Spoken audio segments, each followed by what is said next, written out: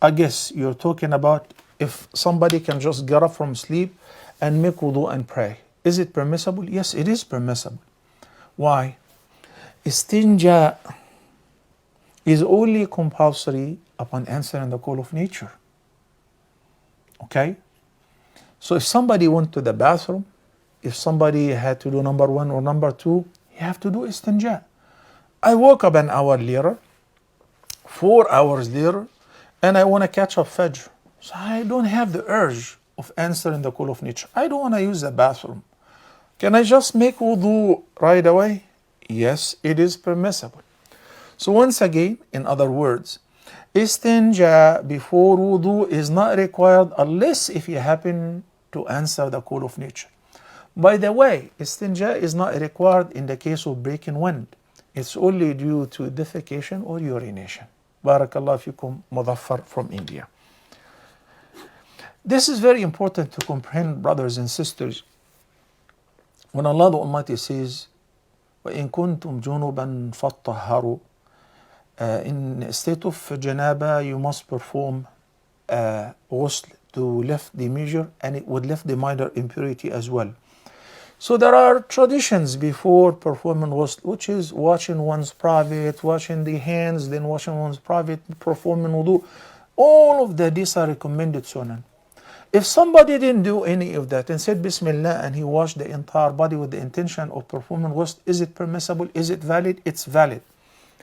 Somebody who doesn't have urine incontinence, regularly he goes to the bathroom, he answers the call of nature, and it's okay and everything is regular with him. So at any time he wants to make wudu, does he have to go to the bathroom in order to wash his private or their private first? No, not necessary.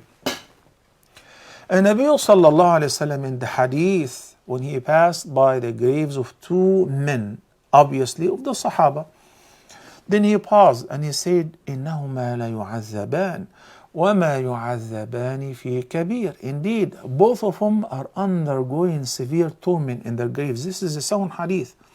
Then he remarked saying, and indeed they are not being tormented for a major thing, not a major sin, a major thing to avoid. It was easy to avoid. It was very affordable. What is it? أما أحدهما فكان لا يستبرئ من بوله. One of them used not to wash after passing urine, not necessarily washing with water. Al-istibra or al-istinja is to clean up one's private after answering the call of nature, whether doing number one or number two. In the past, it wasn't that convenience to find water to wash one's private, and that's why they used to use stones.